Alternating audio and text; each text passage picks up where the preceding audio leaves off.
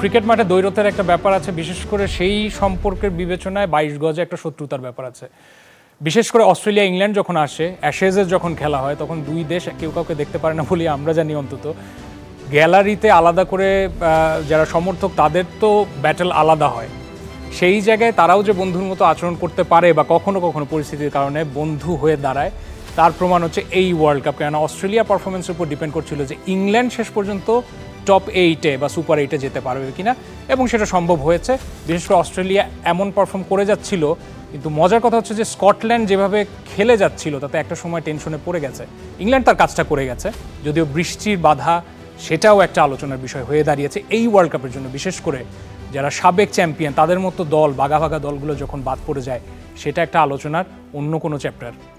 Gram Bangla tubes limited ultimate world cup powered by ভাইয়া housing, co sponsor হিসেবে রয়েছে ZSRM, Aviva finance, metal, Shahzadi hair colour, RIL angle and channel. আমি রহমান রাশেদ আপনাদের সাথে রয়েছি আজকের মতো, এবং আমাদের সাথে আজকে এক্সপার্ট অতিথি হিসেবে রয়েছেন নাজবুল আবেদিন ফাহিম, তিনি ক্রিকেট কোচ এবং বিশ্লেষক। স্বাগত জানাচ্ছি, অনেক ধন্যবাদ স্টুডিওতে আসার জন্য। এবং সেই সাথে সাথে দর্শকদের এটাও জানিয়ে রাখি, বরাবরের মতো নিয়ম করে আমার হাতে টানে রয়েছে ফ্যান জোনের 6 জন অ্যামেজিং ক্রিকেট ফ্যান। বিশেষ করে ঈদের সময়ও তারা ক্রিকেটের টানে চলে এসেছেন, বিশেষ করে ক্রিকেট নিয়ে আড্ডা হবে বলে আপনাদেরকে পেয়েছি। অনেক ধন্যবাদ আসার জন্য। আমি সংক্ষেপে একটু সবার কাছে নাম জানতে চাইবো। কোথা থেকে? আমি অর্থ কোথা থেকে আসছেন? আমি আসছি বনশ্রী থেকে। বনশ্রী থেকে। হ্যালো, আমি বাঁধন, আমি মোহাম্মদপুর থেকে এসেছি। মোহাম্মদপুর থেকে বাঁধন। আমি সালমান ফেরদৌস, গুলশান 1 থেকে এসেছি। আচ্ছা। আমি টিটু, এসেছি মিরপুর থেকে। তারপরে একটু পাস করবেন। আমি আশিক, এসেছি টঙ্গী থেকে। আমি সামিন, এসেছি বনশ্রী থেকে। অনেক ধন্যবাদ। এবং আমাদের এই ফ্যানরা যেমন সেটে বসে ক্রিকেটের আড্ডার সাথে সামিল হবেন, এবং সেই সাথে আমরা জানি যে ঈদের ছুটি চলছে, ফ্রেন্ডরা বা আত্মীয় স্বজনরা যখনই এখন একসাথে হবেন, এক কাপ চায় বা অন্য কোনো মুহূর্তে আমরা ক্রিকেট নিয়ে আড্ডা কেউ ভুল করি না। বিশেষ করে রাজনীতি এবং ক্রিকেট মনে হয় সবচেয়ে বেশি দুটো টপিক যেটা নিয়ে আমরা বেশি আলোচনা করি। যাই হোক, ক্রিকেটের আড্ডা আমরা এই ঈদেও চালিয়ে যাব সময় করে, এবং থ্যাঙ্কস টু ইউ গাইজ যারা সেটের সামনে বসে আছেন এবং পার্টিসিপেট করছেন, যে কারণে আমরা আপনাদেরকে প্রতিদিন ইনভলভ করছি একটা কুইজের থ্রুতে, যাতে করে আপনারাও ভালো কিছু জিতে যেতে পারেন। তো গতকালকে আমরা কুইজ রেখেছিলাম, প্রশ্নটি বলে দেই, সাউথ আফ্রিকা বনাম নেপালে যে ম্যাচটি হয়েছিল, সর্বোচ্চ রান কে করেছিল, তাই তো? প্রশ্নটা এরকমই ছিল যদি ভুল না করি। আচ্ছা, দুইটা অপশন দিয়েছিলাম আমরা, মনে আছে কিনা আপনাদের? অপশন এতে ছিল রিজা হেন্ড্রিক্স এবং আসিফ শেখ। অপশন বি সঠিক উত্তর জানিয়ে দিই, কেননা সময় শেষ হয়ে গেছে। অপশন এ রিজা হেন্ড্রিক্স ছিল সঠিক উত্তর। বিজয়ী হয়েছেন কে? নাম বলে দিচ্ছি, নাম মোহাম্মদ সোহেল মিয়া, আশুগঞ্জ থেকে। অনেক অনেক অভিনন্দন সোহেল মিয়া, এবং তিনি আমাদের নিয়মিত দর্শক মনে হচ্ছে, কেননা বেশ মনোযোগের সাথে খেলছেন। এবং সেই সাথে সাথে আপনারা যারা এখনও টেলিভিশনের সামনে অপেক্ষা করছেন, আজকের কুইজটা জানিয়ে দেই। আগামীকালের জন্য যে কুইজটা, সেটা হচ্ছে অস্ট্রেলিয়া বনাম স্কটল্যান্ডের ম্যাচ যেটা হয়েছে, সেখানে প্লেয়ার অফ দ্য ম্যাচ কে হয়েছে? অপশন এ ট্রাভিস হেড এবং অপশন বি মার্কাস স্টয়নিস। আজকে অ্যান্সার বলবো না, অ্যান্সার বলবো কালকে। কি করবেন? আপনার মোবাইলের মেসেজ অপশনে চলে যাবেন, লিখবেন WC বড় হাতের, একটা স্পেস দিবেন, এ অথবা বি, যেটা আপনার কাছে ভালো লাগে মনে হয় যে সঠিক উত্তর, পাঠিয়ে দেবেন 26969। এই নাম্বারে যত খুশি ততবার, অর্থাৎ যত বেশি আপনি SMS পাঠাবেন, আপনার জিতে যাওয়ার সুযোগ তত বেশি। উত্তর পাঠানোর শেষ সময় আগামীকাল দুপুর 2টা, সর্বোচ্চ উত্তর দাদা পেয়ে যাবেন 1000 টাকার মোবাইল রিচার্জ। এবং সেই সাথে আশাহত হবেন না, আমাদের সাথে যারা ফ্যান জোনে যারা রয়েছেন তাদের জন্য প্রশ্ন থাকছে। দুটা প্রশ্ন রাখবো, দুটা গুডি ব্যাগ দেখতে পাচ্ছেন, আমি চেষ্টা করবো আমার কাছে রেখে দিতে, বাট আই হোপ যে ইউ উইন দিস। ফাইম ভাই, আপনার কাছে যাই। আলোচনা শুরু আসলে ইংল্যান্ডকে দিয়েই করা উচিত, কারণ শ্রীলঙ্কা পাকিস্তানের পরে মোটামুটি ক্রিকেট ফ্যানরা একটা সময় চিন্তায় পড়ে গেছিল যে ইংল্যান্ডও যদি না হয় তাহলে সেই ক্ষেত্রে বিশ্বকাপ কি রং হারাবে কিনা। যাই হোক, সেটা হলো না আপাতত। আপনার কাছে কেমন মনে হয়েছে খেলা দেখে?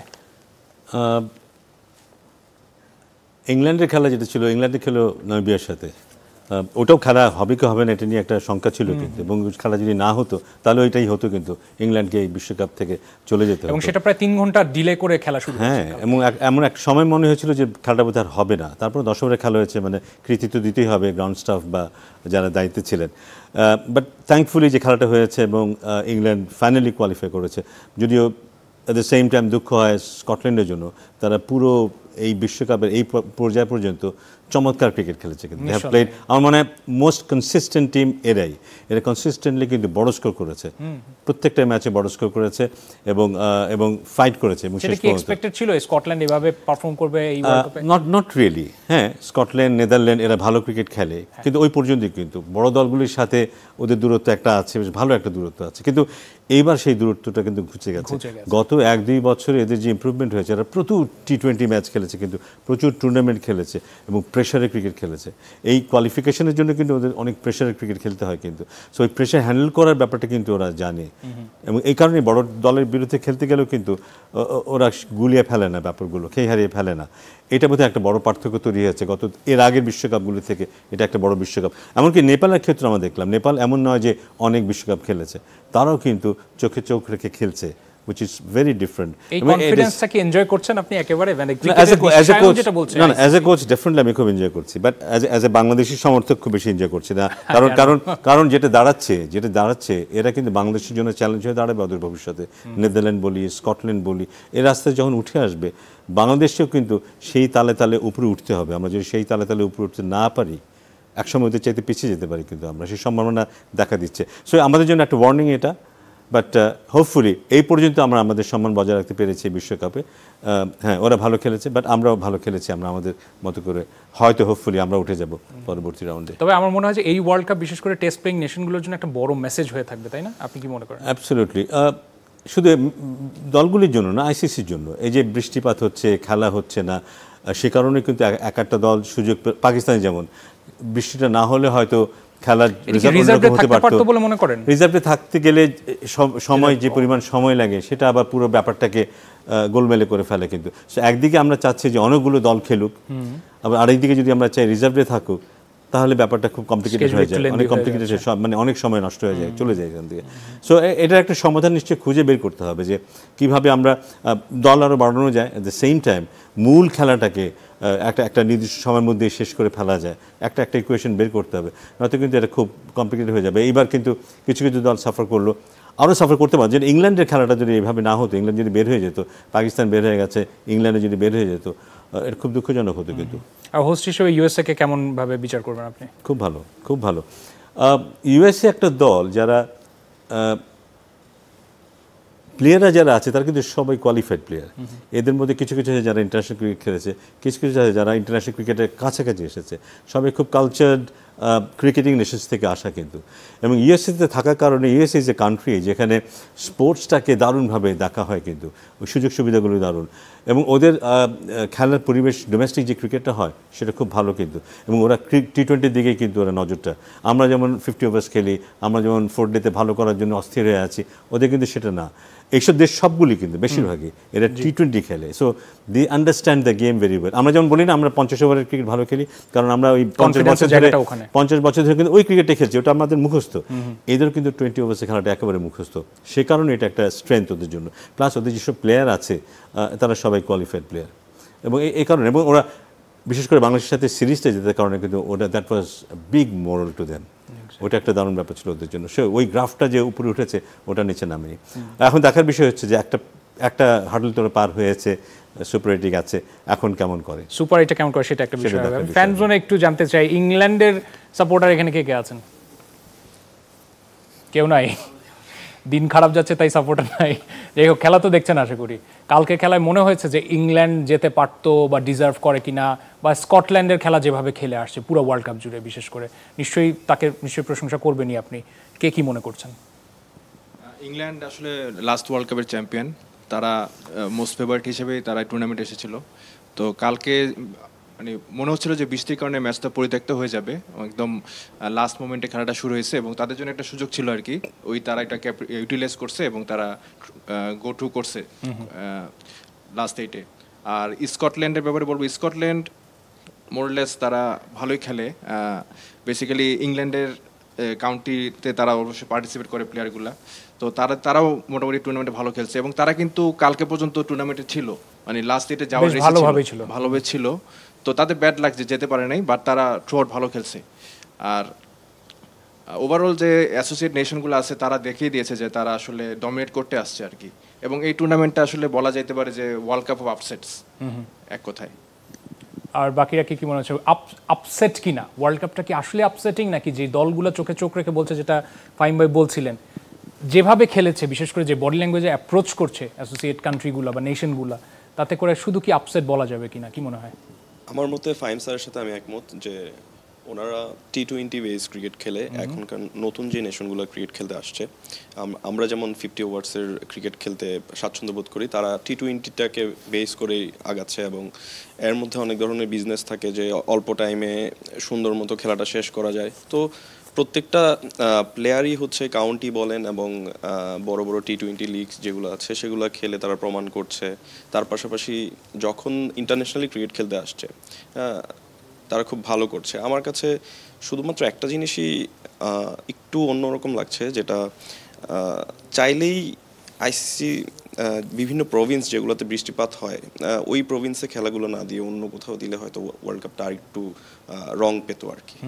যেটা একমত হওয়া যায় মনে হয়। বাকি পেছনে আর কেউ কিছু মনে করছেন? বা এখন পর্যন্ত ওয়ার্ল্ড কাপে কোন টিমের খেলা দেখে আপনাদের সবচেয়ে ভালো লেগেছে? বাংলাদেশ ছাড়া ডেফিনেটলি বাংলাদেশকে আমরা সাপোর্ট করছি এবং বাংলাদেশ এখন পর্যন্ত আমরা আশা করছি যে সুপার 8-এ চলে যাবে, সেটা নিয়ে আমরা একটু পরে আলোচনায় যাব। এটা ছাড়া অন্য কোন দলের খেলা এখন পর্যন্ত মনে হচ্ছে যে এই টি-20 ওয়ার্ল্ড কাপে ভালো হয়েছে? আমার কাছে ভালো লাগছে হচ্ছে যুক্তরাষ্ট্র, স্কটল্যান্ড, নেদারল্যান্ড, এরা আমার কাছে মনে হচ্ছে যে অনেক ভালো ক্রিকেট খেলছে।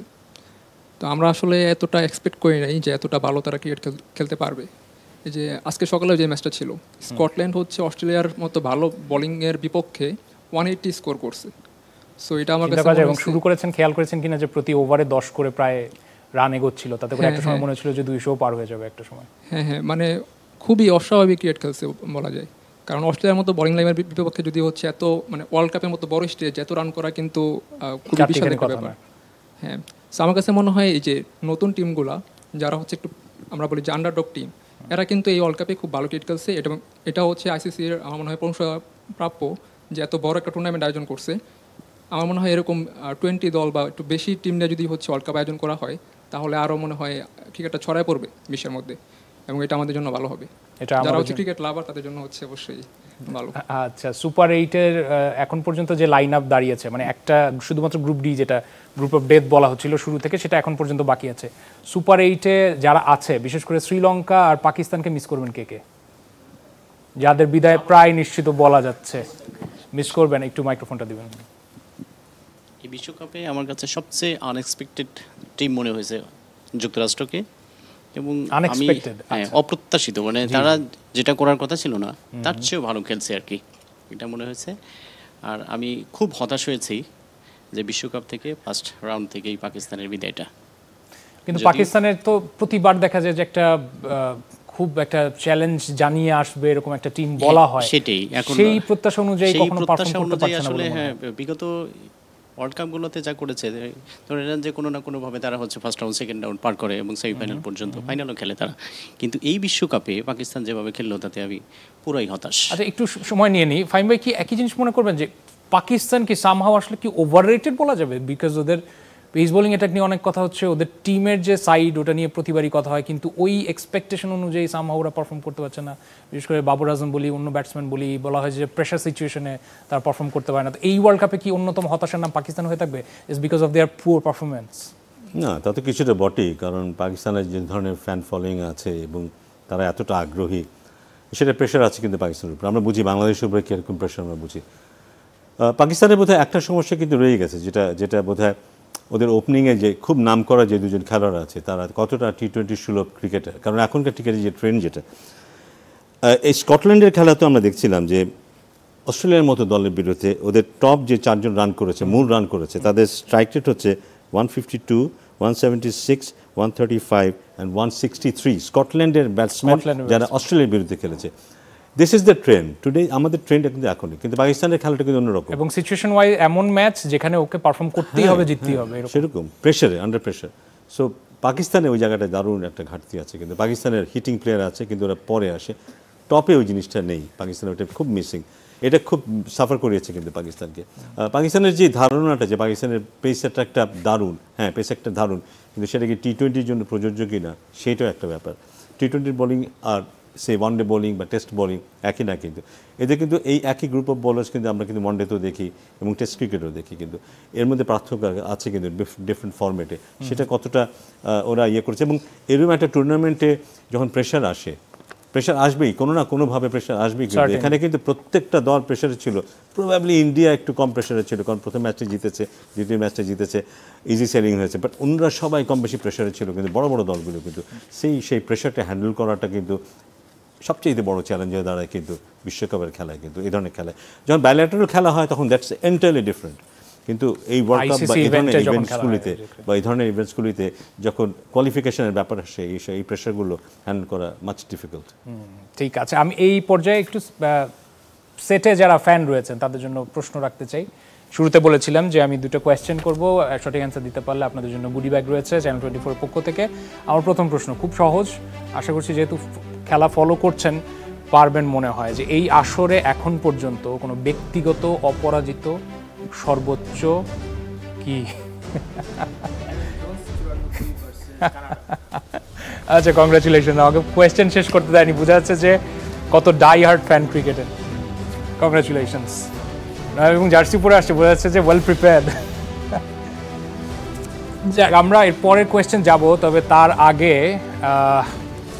দর্শকদের কাছে একটা ছোট বিরতি নিয়ে আসি আপনারা তারপরে আমরা একটু আলোচনা করতে চাই যেহেতু আলাদা করে টি-20 সাইডের কথা চলে আসছে এবং সেই সাথে সাথে বাংলাদেশেরও খেলা আছে এবং বাংলাদেশ কেমন করছে বাংলাদেশের বোলিং লাইন আপ থেকে শুরু করে বিশেষ করে ব্যাটিং যে লাইন আপ একটুখানি সাফার করছে বলে মনে হচ্ছে দর্শকরা মনে করছেন সেটা আসলে কত দূর আমাদেরকে নিয়ে যাবে বলে আস্থা রাখতে পারবো বলে আমরা মনে করছি সেই আলোচনা যাবে তার আগে Gram Bangla tubes limited ultimate world cup দেখছেন আপনারা একটা ছোট বিরতির সময় হলো সাথেই থাকুন ফিরছি কিছুক্ষণ পর স্বাগত আরো একবার Gram Bangla tubes limited ultimate world cup powered by ভাইয়া হাউজিং কো স্পন্সর হিসেবে আছে ZSRM Aviva finance metal Shahzadi hair colour RIL angle and channel সবাইকে আরও একবার স্বাগত জানাচ্ছি আপনারা রয়েছেন ক্রিকেটের আড্ডা চ্যানেল 24 এর পর্দায় রহমান রাশেদ আপনাদের সাথে রয়েছে এবং আমাদের সাথে রয়েছেন Nazmul Abedin fine cricket coach এবং বিশ্লেষক এবং সেই সাথে সাথে চমৎকার 6 জন ক্রিকেট ফ্যান আমাদের সাথে আজকের আড্ডায় সেটেই যুক্ত রয়েছেন এবং সেই সাথে সাথে আপনারা যারা টেলিভিশনের পর্দায় আমাদের এই আড্ডার সাথে জড়িত বা যুক্ত রয়েছেন আমি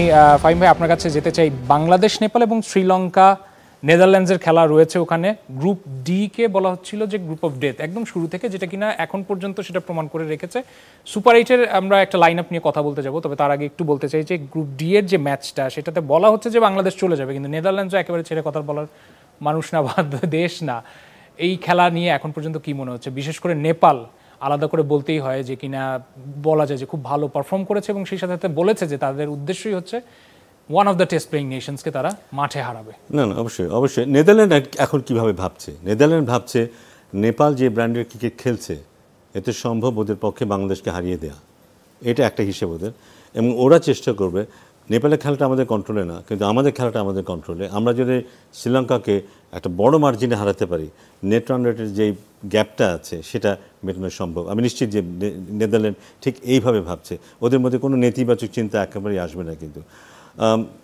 এটা এই জন্যই কিন্তু গ্রুপ অফ ডেথ এই জন্যই যে এখনো পর্যন্ত এই গ্রুপটাতে নিশ্চিত হয়নি যে দ্বিতীয় দল হিসেবে কে যাচ্ছে বাকি সব ইয়েতে হয়ে গেছে কিন্তু শুধু এই গ্রুপে এটা হয়নি এই জন্য গ্রুপ অফ ডেথ সো অপেক্ষা করতে হবে আশা করছি যে আমরা যেটা চাইছি সেটাই হবে বাট অঙ্কের হিসাবে বোধহয় এখনও খোলা আছে অনেক কিছুই নেপালের যে পারফরমেন্স বিশেষ করে লাস্ট ম্যাচে বাংলাদেশের কোন কোন বিষয়গুলো আলাদা করে আপনি দেখছেন যে এখন পর্যন্ত সোফার উই হ্যাভ ডান ওয়েল বলা যেতে পারে কাগজে কলমে কিন্তু কোন কোন জায়গায় মনে হচ্ছে যে এখনো হোমওয়ার্ক বাকি বাংলাদেশে না বাংলাদেশে একটা জায়গাতে আমরা ক্রাইসিসে ছিলাম আমি সবাই জানি টপ অর্ডারে ওপেনিং স্লটটাতে আমাদের একটা সমস্যা আছে ওই জায়গাটাতে একটা সমস্যা আছে মিডল অর্ডারে কিছুটা ক্রাইসিস ছিল সাকিব আল হাসানের গতকালের লাস্ট ম্যাচের ইনিংসটা কিছুটা সেটা পুষিয়ে দিয়েছে সো মিডল অর্ডারে একটা স্টেবিলিটি এসছে লেট মিডল অর্ডারে একটা স্টেবিলিটি আছে বোলিং খুব ভালো হচ্ছে স্পিন খুব ভালো একটা ইনক্লুশন হয়েছে মাহমুদুল্লাহর যে বোলিং করা শুরু করেছে এইটা দলকে দারুণ স্টেবিলিটি দিয়েছে in terms of bowling strength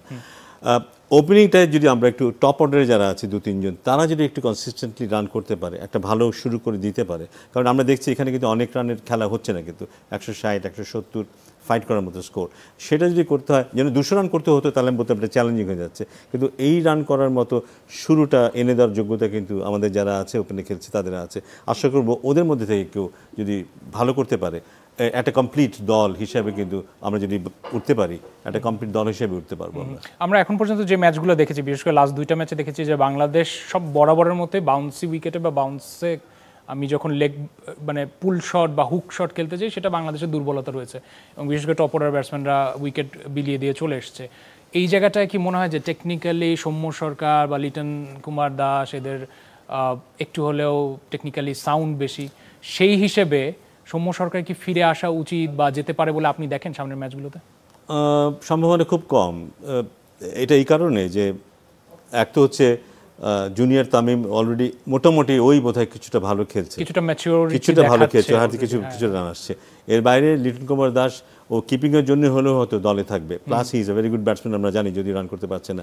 and Najmul Shanto is the captain, so ওইখানে নতুন প্লেয়ার আসার সুযোগ নেই। এর পাশাপাশি হঠাৎ করে একজন বোধ এখন আর নিয়ে আসবে না। আশা করবে যে যাদেরকে এতদিন সুযোগ দেওয়া হয়েছে, যাদের উপর আস্থা রাখা হয়েছে, ইভেনচুয়ালি তারা পারফর্ম করা শুরু করবে, উইচ ইজ নট ইম্পসিবল। আমরা যে কোনো সময় দেখতে পারি কিন্তু এরা হয়তো রান করা শুরু করবে। সো আমার মনে হয় না খুব একটা পরিবর্তনের সুযোগ আছে, আমরা হয়তো একই দল দেখতে পাবো।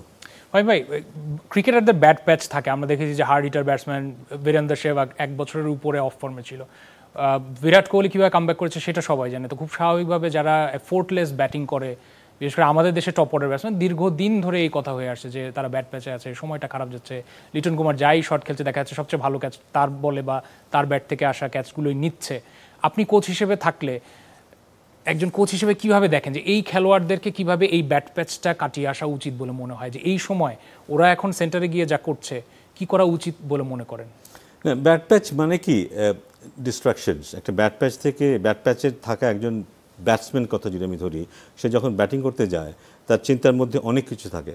নর্মালি কি থাকা উচিত, ইউ হ্যাভ প্লেড ক্রিকেট, একটা ব্যাটসম্যান বল আসবে আর আমি খেলবো, এর বাইরে আর কোনো কিছু চিন্তা করার কোনো সুযোগই নেই, কেউ করেও না। কিন্তু যারা রান করে আর অন্য কোথাও কিছুই চিন্তা করে না, কিন্তু যে ব্যাট প্যাচে থাকে সে অনেক কিছু চিন্তা করে। আমার কি ব্যালেন্সটা ঠিক আছে, এই বলটা কি আগের বলটা যে একটু বাউন্স করলো এটা কি হবে, সো অনেক নেগেটিভ। এটাও তো বলে যে খারাপ সময় নাকি ব্যাটসম্যান 10 জনের জায়গায় 20 জন ফিল্ডারও দেখে, মানে গ্যাপ খুঁজে পায় না। হ্যাঁ, কোনো গ্যাপই দেখে না, যেখানে গ্যাপ আছে ওখানে বাদ দিয়ে যেখানে ফিল্ডার আছে ওখানেই খেলে। সো একটা উৎকণ্ঠা কাজ করে শরীরের মধ্যে, যে কমফোর্টেবল যে ফিলিংসটা, ইনস্টিংটিভ রেসপন্সগুলো হয় না তখন, এগুলো একটা বড়। এবং মাঝে মাঝে কিছুটা ভাগ্য দরকার হয়। যেমন লিটন কুমার দাসের ওই ক্যাচটা যদি না হতো গত ম্যাচের, এত টাফ ক্যাচ ছিল, না হতে পারতো, ওইটা হয়তো একটা ব্রেক থ্রু হয়ে যেতে পারতো ওর জন্য।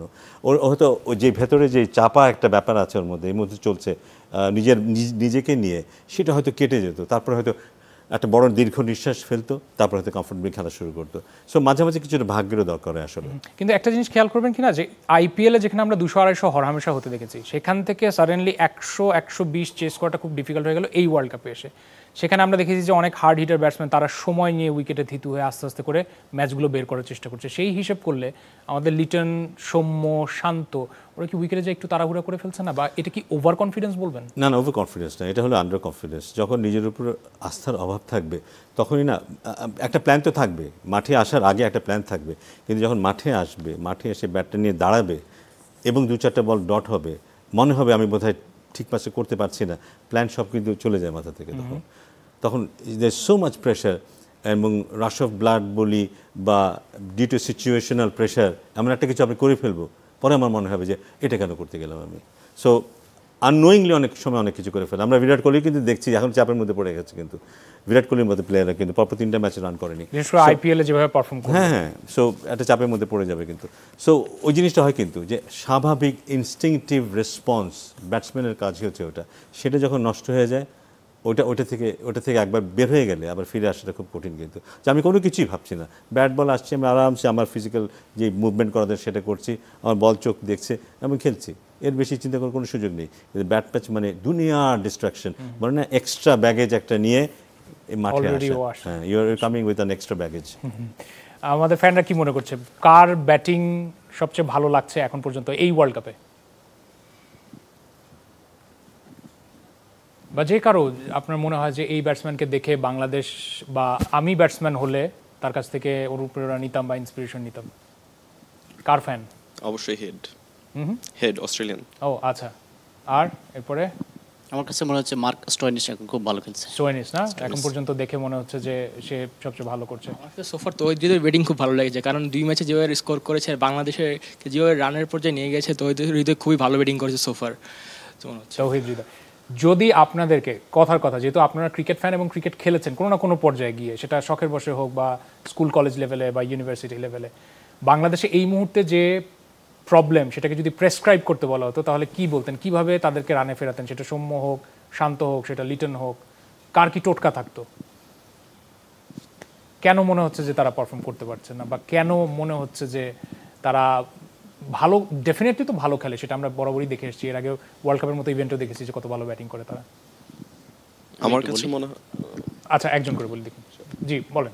আমার কাছে যেটা মনে হচ্ছে সেটা হচ্ছে যে বাংলাদেশের এমনি আমরা বাঙালিতে একটু বেশি আবেগী, অনেক প্রত্যাশিত। আমার কাছে যেটা মনে হচ্ছে যে আমাদের প্রত্যাশাটা অনেক বেশি হয়ে গেছে এবং এটা প্লেয়াররাও বুঝতে পারছে যে আমাদের কাছে তাদের প্রত্যাশাটা অনেক বেশি, যার কারণে তারা অত্যধিক আবেগী হয়ে প্লেয়াররা আবার ফেসবুকে কমেন্ট পড়ে কিনা সেটাও একটা concern। পরে অবশ্যই তারা হচ্ছে যে তারা তো জানে যে বাংলাদেশের মানুষ একটু আবেগী বেশি এবং তাদের বেশি সাপোর্ট করে। তো এই জায়গায় আমার মনে হয় তারা হচ্ছে ওই জায়গাটুকুতে যে আমাদের বেশি দেওয়ার চেষ্টা করে হয়তো ব্যর্থ হচ্ছেন আর কি। তাদের একটু আমার মনে হয় যে ধৈর্য ধরে খেলা উচিত। কি যেন বলতে চাচ্ছেন?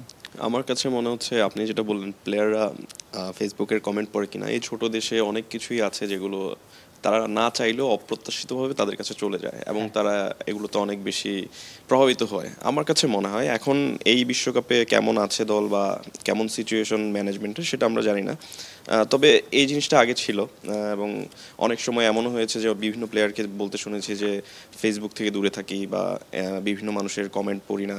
হ্যাঁ, এই জিনিসগুলো, এবং তারা আমরা যেমন চাই যে জিততে, তারাও চায় ম্যাচটা জিতাতে, হ্যাঁ প্রত্যেকটা প্লেয়ারই। কিন্তু যখন তারা রানে ফেরে না, তাদের ওই চ্যালেঞ্জটা চলে আসে যে আমার ম্যাচে থাকতে হবে, আমার দলে থাকতে হবে এবং রান করতে হবে। রান না করলে হয়তো আমি দল থেকে ছুটে যাব। বাংলাদেশের মতো একটা দেশে কিন্তু একবার দল ছুটে গেলে কিন্তু সেখানে চান্স পাওয়াটা অন্যরকম। তো ওরা বিভিন্ন সময়ে সাবকনসিয়াস মাইন্ডে ওদের কি বলে সেটা তারা হয়তো ভালো বুঝবে, কিন্তু আমার কাছে মনে হয় তারা অনেক বেশি প্রেসারে পড়ে যায় মিডিয়া এবং দেশের মানুষের চাপের কারণে। এমনি কোনো প্লেয়ারকে মিস করছেন কেউ, অন্য বাংলাদেশের কোনো প্লেয়ার যে দলে নাই বা মনে হচ্ছে যে এই সময় স্কোয়াডে থাকলে ভালো হতো? ডেফিনেটলি তামিম ইকবাল, যদিও উনি রিটায়ারমেন্টে গেছেন, বাট আমাদের যে ওপেনিংয়ের যে সমস্যাটা আসলে অনেক দিনের। যদি তামিম ইকবাল থাকতো হয়তো বা একটু স্টেবল থাকতো ওপেনিং জায়গাটা, সেক্ষেত্রে আমরা একটা স্টার্টটা ভালো দিতে পারতাম। হয়তো আমরা 70 রান করতাম বা 60 রান করতাম, কিন্তু উইকেটটা থাকতো, সেক্ষেত্রে আমরা লাস্ট থেকে ইউটিলাইজ করতে পারতাম, রানটা একটু বেশি হইতো আর কি। এখানে কিন্তু সমস্যাটা প্রায় 3-4 বছর ধরেই তামিম ইকবাল না থাকাতে, এবং লাস্ট ওয়ার্ল্ড কাপে যে ওডিআই ওয়ার্ল্ড কাপে কিন্তু আমাদের পুরো টুর্নামেন্টে ভুগতে হয়েছে ওপেনিং নিয়ে। সো ওপেনিংটা খুব ইম্পর্টেন্ট এবং আসলে এক্সপিরিয়েন্স ম্যাটার করে এই বড় টুর্নামেন্টগুলোতে। সো স্পেশালি কিন্তু অন্য দলগুলোও তো দেখি যে আমরা খুব ভালো পারফর্ম করা সিনিয়র প্লেয়ার আস্তে আস্তে নতুনদের দ্বারাও রিপ্লেস হয় এবং একটা নতুন পুরাতনের কম্বিনেশনে টিমটা আগায় ভালো করে। তো সেই হিসাব করলে তো পাইপলাইনও রেডি করতে হবে, তাই না? মানে বিশেষ করে যারা এখন আসছে, যেমন সাকিব যে ভালো বল করছে, ওরা এক আন্ডার-19 লেভেলে ওয়ার্ল্ড কাপ জিতেছে, তো তাদেরও তো আস্তে আস্তে করে সুযোগ দিতে হবে। বা নতুন ব্যাটসম্যান যেমন তামিম জুনিয়র যে ভালো করছে, তাদের তো সুযোগ করে দেওয়া উচিত না? জি, তানজিদ সাকিব দুজনেই ভালো খেলতেছে এবং এই চান্সগুলো কিন্তু তৈরি হচ্ছে আস্তে আস্তে। কিন্তু আপনার এক্সপিরিয়েন্স ছাড়া কিন্তু ওয়ার্ল্ড কাপ কিন্তু আপনি জিততে পারবেন না। প্রত্যেকটা যেটা ওয়ার্ল্ড কাপ আগে হয়েছে, যে লাস্ট ওয়ার্ল্ড কাপে দেখলেন, এক্সপিরিয়েন্স কিন্তু ম্যাটার করে প্রত্যেকটাই। আসলে জুনিয়ররা আস্তে আস্তে টেক ওভার করবে, বাট আপনি পুরোপুরি কিন্তু এক্সপিরিয়েন্সকে বাদ দিতে পারবেন না। নিশ্চয়ই। সো সবকিছুই ওভারঅল কম্বিনেশনে আসলে আমি মনে করি এবার বাংলাদেশের একটা সুযোগ আছে, যেহেতু সাকিব রিয়াদের এটা লাস্ট ওয়ার্ল্ড কাপ এবং তারা ডেডিকেটেড যে তারা এবার মানে ভালো কিছু করবে, এবং আমরা কিন্তু দেখতেছি রিফ্লেকশন এবং হাইয়েস্ট কিন্তু সাকিব তারপর রিয়াদ এরকম আছে রান স্কোরিং। সো আশা করা যাবে বাংলাদেশ ভালো খেলবে। ভাই আমাদের বাংলাদেশের বোলিং লাইন আপ নিয়ে কিছু যদি বলেন, বোলিং লাইন আপ আপনি কেমন এনজয় করছেন ওদেরকে বল করতে দেখে? একটা সময় ছিল যে বাংলাদেশে ভালো সিম বোলার, সুইং করতে পারে, পেস বোলার, এটার একটা অভাব আমরা দীর্ঘদিন আমরা উপলব্ধি করেছি। আমরা সবসময় একটা স্পিন নির্ভর একটা দল বলে বলা হতো, সেখানে যারা ইয়াং টাইগার্স যারা উঠে আসছে, বিশেষ করে আবার মুস্তাফিজ হঠাৎ করে ভেলকি দেখাচ্ছে। একসময় হঠাৎ করে কিছুদিন আগে বলাও হলো যে মুস্তাফিজ ফর্মে বাইরে চলে গেছে, ওকে আর ফিরে দলে জায়গা পাবে কিনা এটা নিয়ে সেটা নিয়েও কথা হয়েছে। 11 জনে তো প্রায় ডেথ ওভারে সেখানে দুই ওভারে মাত্র 3 রান দিল এই যে লাস্ট ম্যাচে। কিছুদিন আগে, কয়েক মাস আগে ডেথ ওভারে 20-22 রান দিয়ে আইপিএলেও যে কিছুটা যাত্রী নিয়ে আসছে। সো আমার মনে হয় বিশাল একটা পরিবর্তন এসছে আমাদের বোলিং ইউনিটে, এবং সবচেয়ে বড় যে পরিবর্তনটা এসছে সেটা হলো রিশাদের প্রেজেন্সটা দলকে অসম্ভব রকম একটা ব্যালেন্স দিয়েছে। মিডল ওভারে একজন লেগ স্পিনার, ওই মানের একজন লেগ স্পিনার যে উইকেট নিচ্ছে কনসিস্টেন্টলি, যে প্রেশার ক্রিয়েট করছে, এটা একটা অভাবনীয় ব্যাপার। ও 15 ওভারে আসছে, 17 ওভারে আসছে, ওখানে গিয়ে ওকে যখন চার্জ করছে সে উইকেটটা নিয়ে নিচ্ছে এবং শেষের দিকে বড় স্কোর কেউ করতে পারছে না। এটা আগে আমরা দেখিনি। এর পাশে মুস্তাফিজের কাজটা ওখান থেকে করছে এবং টপে আবার তাসকিন, তার সাথে যেই থাকুক, সেটা শরীফুল হোক কিংবা সাকিব হোক, তাকে নিয়ে কাজটা করছে। সো টোটাল একটা কাজ হচ্ছে। মাঝখানে সাকিব কিছুটা খারাপ বোলিং করেছে, সেটা আবার মাহমুদুল্লাহ কিছুটা মেকআপ করে দিয়ে গেছে। সো মাহমুদুল্লাহর মাহমুদুল্লাহর ইনক্লুশনটা অ্যাজ এ সাবস্টিটিউট বোলার এটা দারুণ ব্যাপার। মাহমুদুল্লাহ যদি না থাকতো বাংলাদেশ দল খুব প্রেশারে থাকতো, কিন্তু ও কখনো হয়তো একবার করবে, কখনো হয়তো করবে না, কিন্তু দারুণ একটা রিলিফ দেবে বাংলাদেশ। নেদারল্যান্ডসের সাথে বাংলাদেশের খেলায় ইভেন রিশাদকে কমেন্টেটররা ওই সময় অনিল কুম্বলের সাথেও তুলনা করছিল, বিশেষ করে হাইটে কনসিডার করলে, ও বিশেষ করে যে টার্নটা এবং একই সাথে বলটাকে যে রাইজ করে, ও যেই পেসে বল করে ওই পেসে বল কন্ট্রোল করা, টার্ন করানো খুব কঠিন, অত্যন্ত কঠিন। ওর যদি গুগলি চলে আসে, ওর যদি ফ্লিপার চলে আসে, ও পৃথিবীর সেরা বলার হবে একদম ইনস্ট্যান্টলি। যেদিন গুগলি ফ্লিপার চলে আসবে, ও পৃথিবীর সেরা বলার। বাংলাদেশের সবচেয়ে সেরা ইনক্লুশনের মধ্যে একটা হবে। এখন পর্যন্ত সুপার 8-এর যে লাইন আপ দেখছেন, বিশেষ করে বাংলাদেশে বলা হচ্ছে যদি কোয়ালিফাই করে, এন্ড আই হোপ যে, এন্ড উই অল হোপ যে বাংলাদেশ এটা করবে, তাতে করে অস্ট্রেলিয়া, ইন্ডিয়া এবং আফগানিস্তানকে ফেস করতে হবে। ব্যাপারটা কি খুব চ্যালেঞ্জিং হয়ে যাবে? আমার মনে হয় এই বিশ্বকাপে খুব চ্যালেঞ্জিং বলে কিছু নেই। কন্ডিশনটা এমন, এখানে সবাইকে কষ্ট করতে হবে, পরিশ্রম করতে হবে এবং যেই স্ট্রেংথগুলি দরকার, আমরা যদি ইন্ডিয়ায় খেলাটা হতো, ইন্ডিয়ায় যে উইকেটে আইপিএল হয়েছে সেখানে হতো, আমি বলতাম যে অনেক চ্যালেঞ্জিং হবে। কিন্তু যে কন্ডিশনে এখন খেলা হচ্ছে তা নয়, কিন্তু এই কন্ডিশনের কিছু অ্যাডভান্টেজ আমাদেরও আছে।